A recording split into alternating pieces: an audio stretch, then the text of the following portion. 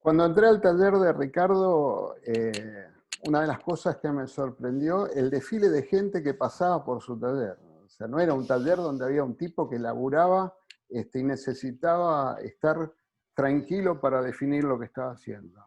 Él necesitaba estar charlando, interactuar con la gente. Eh, Venían luthieres, venían aprendices, como en mi caso en ese momento, cuando lo conocí, no tenía la idea de hacer guitarra, sino fui a aprender a tocar guitarra, cosa que nunca pude aprender, pero sí aprendí a hacer guitarra. Y venían músicos de folclore, músicos clásicos, venían guitarristas, pero mucha gente. Y Ricardo estaba constantemente trabajando y hablando con gente, eso me sorprendió. Me sorprendió el disco rígido que tenía en su cabeza, la capacidad de acumular información, la tremenda memoria que tenía y la forma de enseñarnos, o al menos la forma de enseñarme y la forma de tratar a la gente, donde todo el mundo era igual. Yo pocas veces escuché decir a Ricardo, no, porque es mi alumno, si no te trataba de colega. Y esas cosas me llamaban la atención de Ricardo.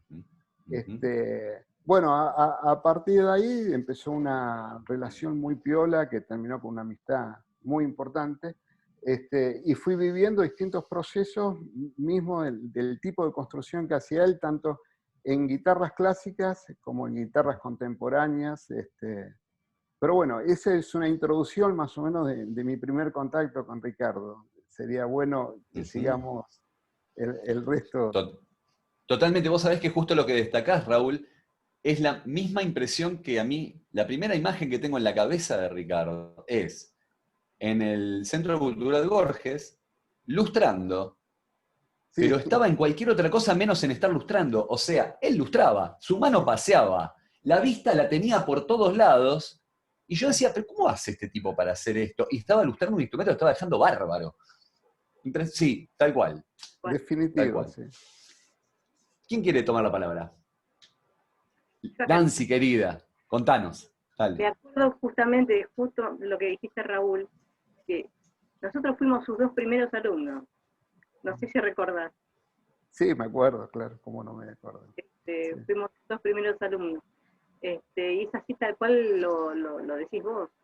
Te trataba como un par, y por ahí en una época en que la tecnología todavía no había llegado, no habían cosas en internet, que se pasaba todo del boca a boca, y nos daba diferentes planos para que vos hacés esta guitarra, a ver qué sonido le podés sacar, y el otro que haga otra guitarra, y así ir juntando después y hacer la guitarra, ¿no? Pero sí, tenía un investigador nato. Sí, sí. Y también lo conocí ahí en el Centro Cultural de Borges. Tal cual, tal cual. 99. Norberto, ¿qué nos querés contar de tu aproximación con Ricardo? Bueno, hola a todos. Hola. Hola.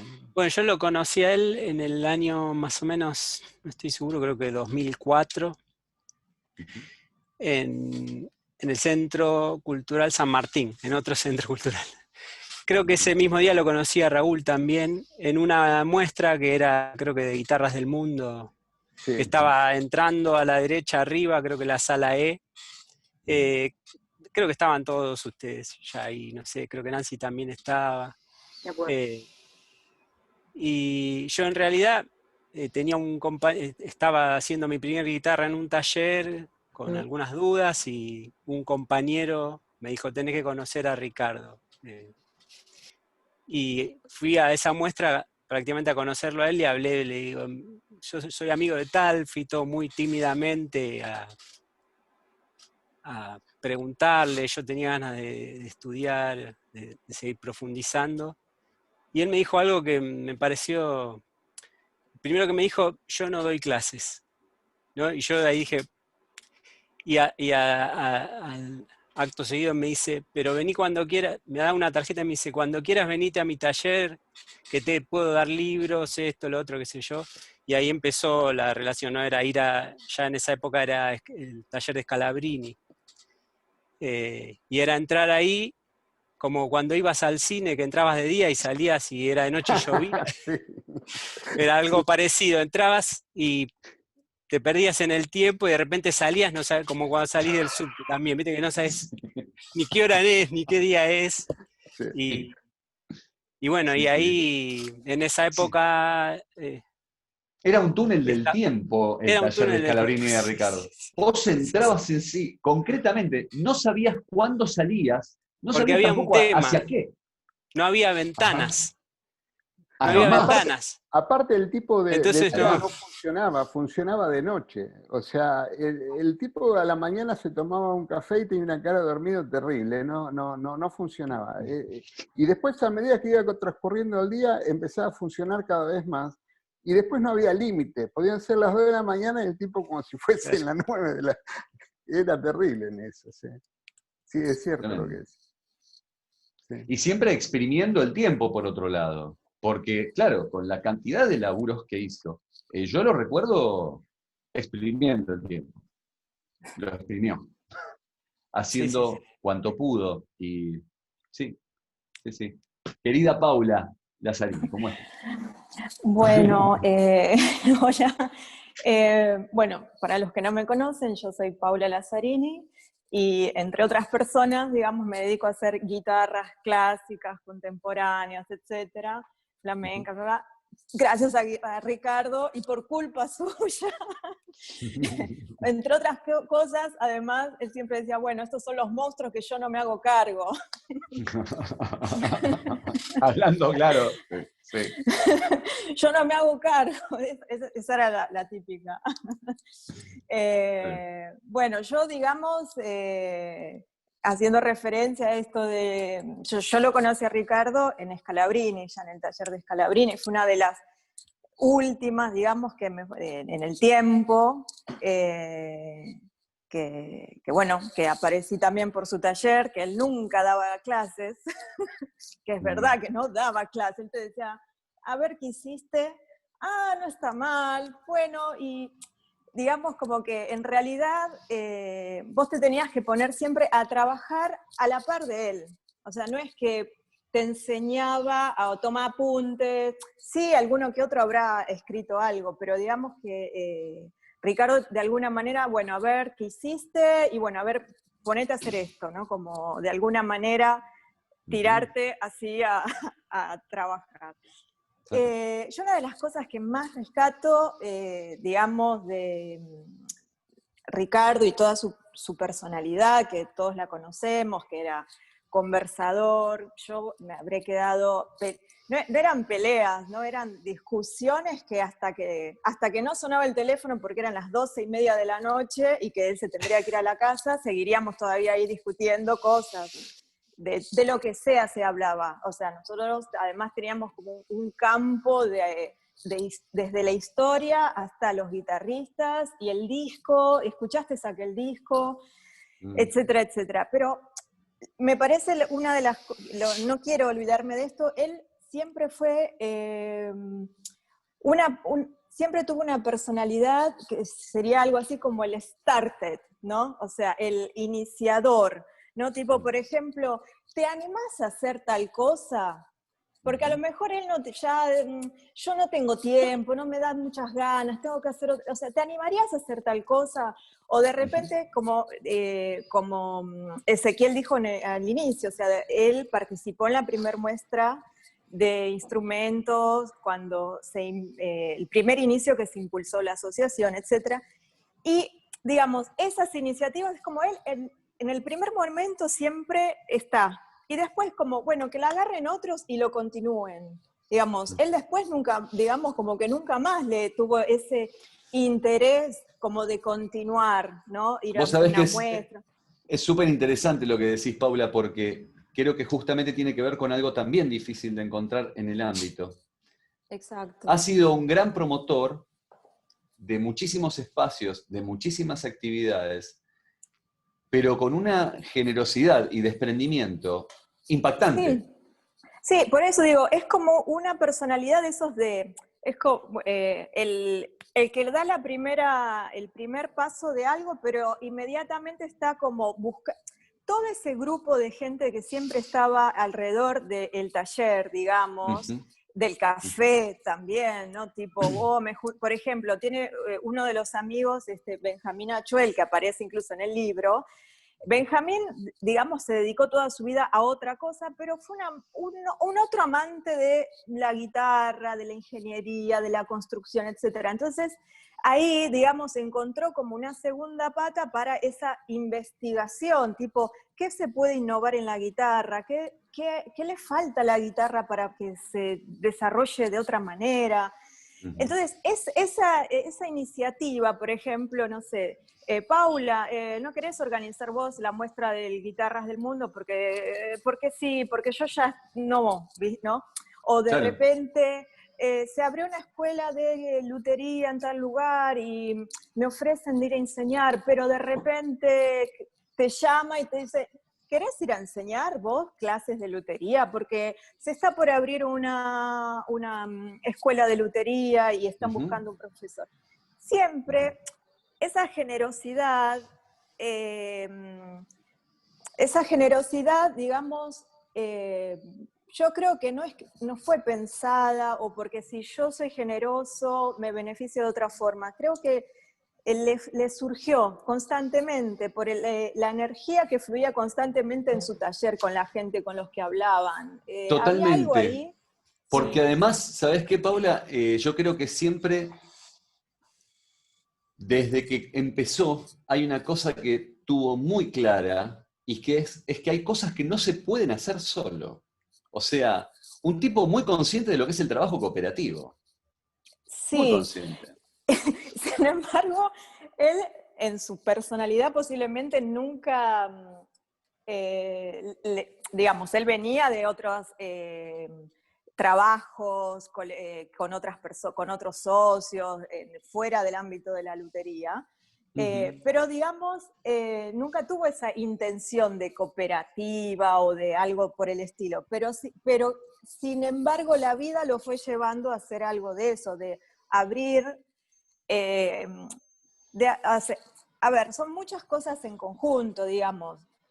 Al tener un público muy grande de guitarristas, porque en Argentina y en Buenos Aires, digamos, es uno de los lugares donde la educación de la guitarra, la gente que estudia guitarra, el nivel guitarrístico es bastante alto y importante. Entonces, eso también empezó a crecer, porque de ahí entendemos por qué también crecieron tanto la necesidad de que hay nuevas escuelas de lutería por acá, por allá. Y él conocía a mucha gente de la vida. Hay una que es genial, que él está llegando tarde a la radio, a hacer el programa de radio, se toma un taxi y el taxista le empieza a decir, pongo la radio porque ahora empieza un programa de guitarra, ¿te molesta? Le dice a él. Y dice, no, ¿qué radio? Dice, soy yo el que va, soy yo el que conduce el programa. Totalmente, totalmente. Bueno, O sea, es que paralelo, por ejemplo, en forma paralela a todo el trabajo que realizó, un trabajo de dirección de la lutería enorme. Tanto por ejemplo, acá tengo un dato, con producciones propias como fueron Algo de Guitarras, junto al guitarrista Marcelo Galeano en Radio Premium, entre el 2001 y 2002, la guitarra a la carta por FM Cultura, entre el año 2004 y 2005. También ha sido asiduo colaborador en la parte de lutería del programa radial de Segovia a Yupanqui, que conduce Sebastián Domínguez en Radio Nacional. O sea, sí, verdaderamente había un fenómeno que a veces creo que yo lo hablé con Raúl Velázquez, que era como que estaba omnipresente. Él estaba en eventos, en promociones, en exposiciones, realmente un tipo con una energía y una proyección, una capacidad de proyecto inagotable. Si no les parece mal, me gustaría escuchar un cachito a Laura Reynoso, que todavía no la escuchamos. Contarnos algo de Ricardo.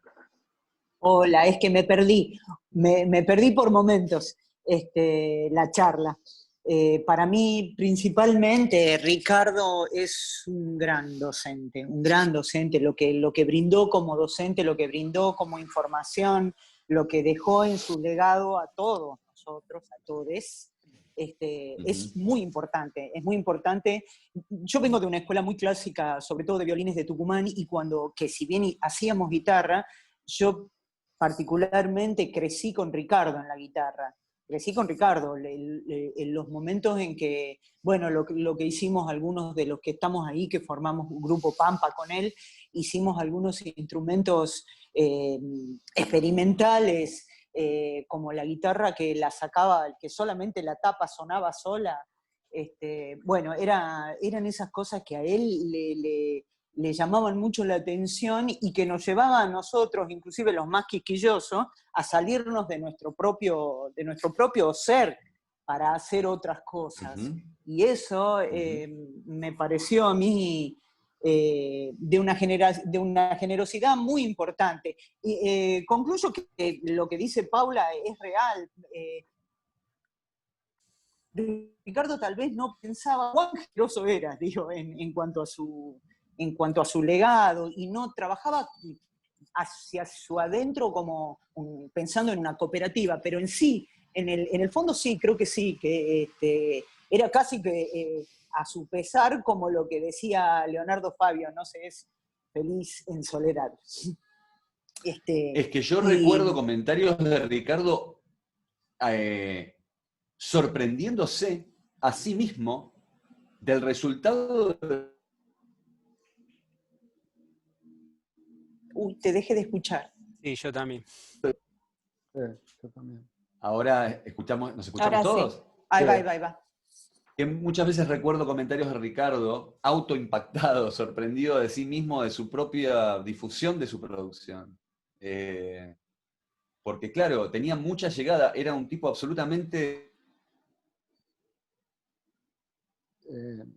Ahí dejamos. Por la novedad, Se por corta el un proyecto, poco, sí. era Se corta.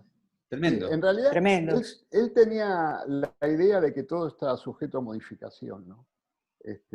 Y en base a eso desarrollaba su laburo. Era un tipo tremendo en ese sentido y que era muy práctico para laburar, era muy rápido para trabajar y no se colgaba en determinados detalles como puede ser la ornamentación de una guitarra, pero sí en cuál era el peso específico, cuál era el balance entre la caja y el mango de una guitarra, de qué tamaño más o menos tenía que ser la tapa en cuanto a espesor en relación a cómo acomodaba las espinetas, cómo proyectó cuando empezó con todo la historia de la guitarra australiana de Greg Smallman, cómo fue modificando la caja hasta que logró la laminación de la caja y que tomó la rigidez que él necesitaba para poder explotar bien la capacidad de sonido de esa tapa que era tan finita que cuando la mirábamos decía se va a romper en cualquier momento y no era así.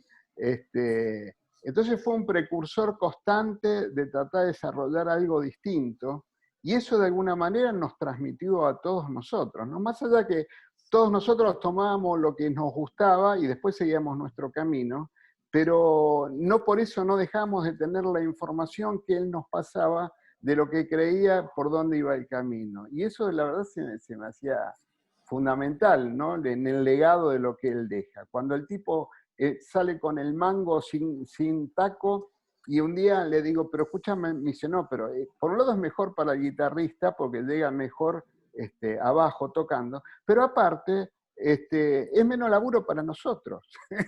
Entonces, sí, él manejaba esas cosas totalmente. Sí, él decía, todo el tiempo. Si hay que trabajar menos, está muy bien. Recuerdo esa vez que estábamos trabajando en el taller los cinco, y por supuesto Ezequiel y yo éramos los más quisquillosos. Y muy molestos. Muy molestos.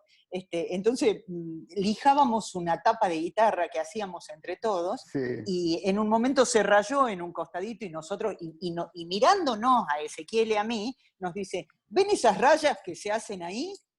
Bueno, me hace feliz. Para que no le digamos nada. Sí, Era excepcional, cuando había algo que no tenía mucha importancia, nos lo remarcaba. Y de hecho, todas mis guitarras cambiaron a partir de Ricardo. sí, Mis instrumentos son uno, antes de Ricardo y después de Ricardo. sí. Por supuesto que yo considero que mis instrumentos, que mis guitarras son superiores a partir de él. Y en eso mi agradecimiento eterno a Ricardo, ¿no? Sí, Creo que todos los que hacen acá en Buenos Aires guitarras tipo small mall son parte de Ricardo. Todas las guitarras tipo small mall que se hacen acá son parte de Ricardo. Ricardo introduce Es el él. diseño de espinetado Smallmont en su trabajo acá en Argentina en un momento. Esto tiene que ver, me parece, que es importantísimo porque Ricardo logra trascender algunos preceptos de la lutería que son fácilmente fijables, como por ejemplo, las cosas hay que hacerlas de esta manera y esto es lo que hay que preservar. totalmente. Y Ricardo, a todo ese conjunto de saberes a los cuales respeta, a los cuales realza, a los cuales toma, te muestra y disfruta de la lutería antigua y de la contemporánea, dice, no, yo quiero encontrar esto y voy a por esto. Y hay que tener mucho coraje para hacer eso, mucho valor. Sí, de todas formas, él le gustaba mucho cuando en algún momento, por ejemplo, si llegaban guitarras, digamos, antiguas, no llegaban guitarras del 600 ni del 700, pero en alguna oportunidad, cuando tuvo posibilidades de ver guitarras, que en algún momento había algún coleccionista que él visitó también, un poco le tenía esa cosa de conocimiento, de verlas como, qué lindo trabajo, pero él siempre tenía bastante claro que no era por ahí su búsqueda personal. Le gustaba eso creo que también lo dijo Raúl, ¿no? Tipo, sí, tenía el plano, pero analizaba el plano para ver no el instrumento como estaba hecho, sino qué tipo de sonido estaba buscando ese constructor, por ejemplo. No, claro, por supuesto. Además, digo, habiendo sido el primer luthier argentino que introdujo el sistema australiano de construcción, él conmigo mismo en charlas se describió, me dijo, a mí me gustaría pensarme como un excelente constructor de guitarras flamencas. Y fue un amante de la música antigua y renacentista, e hasta tuvo el inclusive... libro de laúd. Y alguna vez lo llamé, lo consulté para hacerle una consulta sobre vihuelas, y yo le dije, ¿vos sabrás de esto? Me miré y me dijo, querido, yo empecé con esto. Sí. Está llamando al lugar indicado. O sea, claro. No había, creo que no existió terreno, ámbito del circuito guitarrístico que no haya sido interés de Ricardo.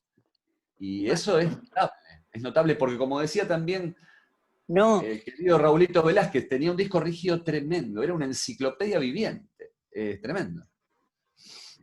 Vos fíjate que hasta último momento... tremendo. Bueno, un poco... No, seguí. Sí, te escuchamos, Te Raúl, escucho, y ahí te le pasamos la palabra a Laura.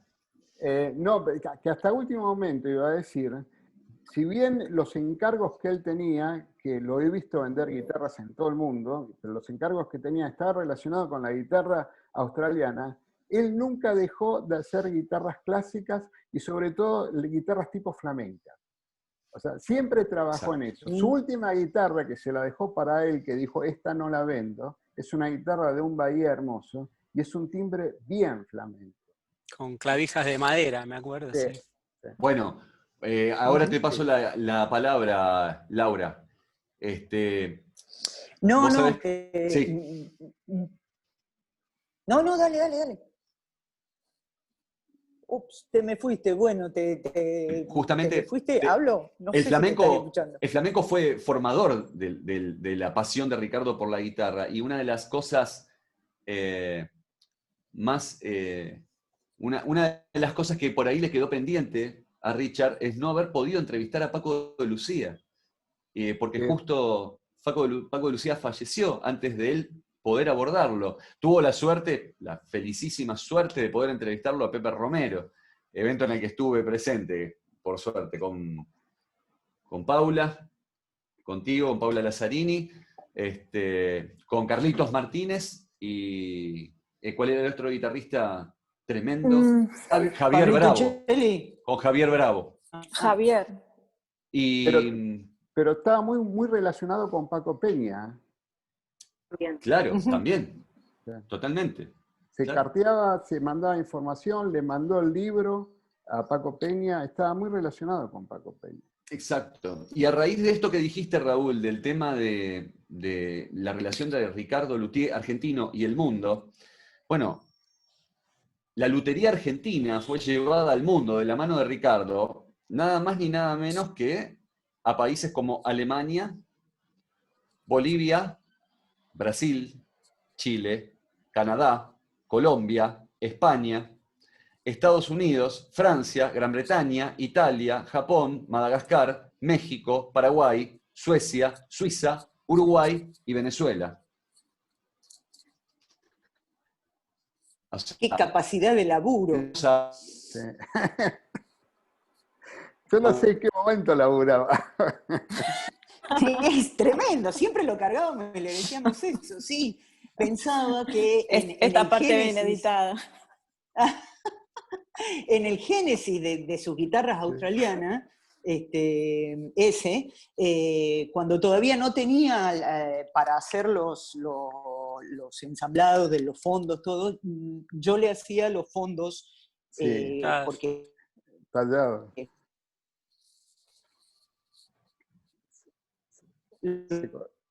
los fondos como lo hacía allá. Y a mí me encantaba lo que hacía con eso. Lo que pasa es que después me dijo, no, porque eso es mucho trabajo. Y terminamos, y después hizo la máquina para hacerlo, ¿no? Pero Claro. era un curioso, un eterno curioso. Todo el tiempo estaba un pasito más allá para hacer los instrumentos óptimos y no complicarse. Mm. Claro, Me el parecía tema que es, eso era admirable. Perdón, sí, una cosita que quería Paula. también remarcar de esta charla, que me gusta mucho, que también, así como sabemos que conoció tantísima gente y tenía amistad con tanta gente, pero me gusta mucho que también, bueno, que está participando Nancy, Laura, que estoy también invitada, porque fue otra particularidad muy interesante de Ricardo, que en mi caso personal me toca, porque, bueno, ser mujer en el mundo de la lutería siempre fue bastante difícil y lo es hasta este momento. Actualmente es lo mismo. Algo cambió, obviamente, pero Ricardo fue, seguramente habrá muchísimos otros más, pero yo voy a hablar por mi historia personal. Básicamente uno de los que me abrió las puertas sin ningún prejuicio, ¿no? O sea, tipo, vos vas a aprender, vos querés hacer, no hubo nunca prejuicios hacia si sos hombre o mujer y si tenés las capacidades de hacer un instrumento o de no poder hacer un instrumento. Eso es algo que también es bastante interesante para mí tirarlo, ¿no? Como así de la historia personal de Ricardo. Porque, bueno, Total. en su libro también, que participó Vivi Güera.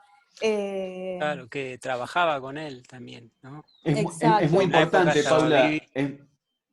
Sí, Sí, perdón. y No, totalmente. es que es muy importante lo que Tuvo decís, muchísimas Paula, colaboradoras, perdón, tuvo muchas, por- que muchas de sus claro, colaboradoras fueron mujeres, sí, sí.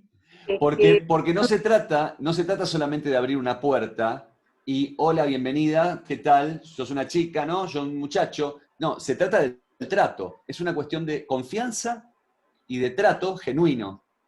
Y sí, es destacable eso que decís, totalmente, Paula. Sí, Ibas a hablar, Nancy, perdón. Sí, perdón. Justamente, yo fui la primera mujer en la lutería de guitarra. Laura ya venía con los violines, pero de guitarra después de la asociación y con Ricardo, ¿no? Y bueno, Laura fue alumna mía, Viviana fue alumna mía, y bueno, Ricardo estaba buscando gente para trabajar en el taller, porque justamente estaba muy atareado y necesitaba, como yo tenía muchos datos de mis alumnos, me dice, buscate los mejores y me los pasas. Me dice, ¿qué es mujer? Me dice, porque ustedes, las mujeres, tienen una manualidad que no se iguala a la del hombre. Entonces, bueno, busqué, justamente Viviana Agüera tenía muy buena mano, y bueno, después terminó trabajando en el taller de Ricardo. Pero sí, Mirá, sí, no sabía que Viviana fue alumna tuya. sí, claro, sí, en el 2001. Ah, mirá. 2002. Y sí, bueno, obviamente trabajaba muy bien. Entonces, bueno. Es Sí. interesante lo de Nancy. Perdón, Nancy. Sí, Es interesante lo de Nancy y remarcar también, porque entre los colaboradores que siempre tuvo Ricardo, en algún momento yo también hice trabajo para él, él también generó esa corriente de, sí, venís, trabajás, pero también te llevaba a independizarte. O sea, que vos te vayas contemporáneamente armando tu taller, tus maderas, tus herramientas, digamos, y naturalmente en determinado momento te lleva a esa separación, ¿no? Del aprendiz, del maestro, etcétera, y que ok, podés como continuar ahora un camino solo. Y muchas veces Ricardo fue igualmente, como para todos, son dos cositas más que quería rescatar, es eso, como en ese proceso de independizarse y todo, siempre quedó como el referente para muchos. Cuando tenés algo que decís, esto me gusta mucho de lo que hice, o cuando tenés un pequeño problema y no lo podés resolver y lo llamás desesperado, tipo, me pasa tal cosa, etcétera. Y esa es una, digamos, la pérdida, cuando uno siente la pérdida de Ricardo físicamente, es también ese referente que estaba incluso, a mí me pasa con el mensajito WhatsApp, de poder decirle, mirá, me pasa tal cosa, ¿vos qué pensás que puede ocurrir? Y lo otro, para ya no aburrirlos, era que también gracias a él, de repente podemos, esta reunión, esta pequeña charla, porque dentro de esa generosidad y de sus iniciativas, también él, sin querer, hacía mucho de las redes, ¿no? O sea, cuando todavía no existía este mundo tan enredado como ahora, ¿no? Tantas redes sociales, él tenía con su teléfono de línea, eran sus redes, entonces te llamaba para que vos te contactes con el otro y hacía que otra persona se contacte con otra por algún motivo, por esto, por lo que sea, y de repente generó ahí toda una familia luteril, una red de contención, porque a mí me pasó de llamar desesperada alguna vez a Raúl si me prestaba, no sé, un juego de trastes, por ejemplo, porque estaba todo cerrado y necesitaba urgente. Entonces, siempre, yo creo que de eso tampoco, no sé si él en algún momento tomó conciencia de que generó ese tipo de lazos entre otras personas del mundo de la guitarra. Yo creo, Paula, que lo que decís describe exactamente a Ricardo, un tipo de una energía impresionante y súper contagiosa. Y era muy difícil no pasarla bien, no divertirse, no ponerse a discutir permanentemente cosas, no estar interpelando y estar buscando el no sé qué de esa guitarra prodigiosa, que es otra de las frases de la contratapa del libro que me encantó. Y Ricardo tenía la capacidad de generar todo eso. Sí, verdaderamente. Sí, y que todo se puede, ¿no? O sea, yo creo que uno de los legados que dejó Ricardo es que sí se puede en cuanto a que todo podés transformar, en todo podés modificar, todo podés hacerlo mejor o al menos estudiarlo, ¿no? Si no lo podés hacer mejor, o al menos estudiarlo porque hubo ese logro ahí, ¿no? Me acuerdo cuando agarramos una guitarra y la rompimos toda y le fuimos sacando pedazo a pedazo para ver cómo sonaba, hasta dónde estaba tensionada la tapa. Cuando armamos la guitarra sin fondo y sin aros y la tapa sola y todas esas locuras que se le ocurría, estaba relacionado con la búsqueda de la modificación, ¿no? O sea, creo que eso fue un legado importante de él. Pero además, Sí, yo creo, sí, perdón, Laura. no, que decía que creo que el legado importante es eso, la curiosidad eterna de Ricardo y la generosidad con lo que él mismo descubría. Creo que todos optimizamos nuestros instrumentos a partir de Ricardo, digo las guitarras en mi caso, que hago además instrumentos de arco, pero él era muy curioso, y muy certero con su conocimiento, y ese conocimiento lo transmitía con total generosidad. Eso es magnífico, porque en la lutería en general nos encontramos con que el ambiente es más canuto, no quiere ser tan expansivo. Y Ricardo era un expansivo con lo que sabía. Yo voy a agradecer eternamente su expansión con los instrumentos, sí. Totalmente, totalmente. Y vos sabés que además hay muchas de las Una cosa, se está por cortar variaciones el tiempo. Disculpa que te interrumpe, se está por cortar el... Ah, bien. Hacemos una pausa Porque te está va bien. Ok. Queda un minuto, claro. Nos reconectamos Ok. y por ahí podemos ir perfilando algunas cosas más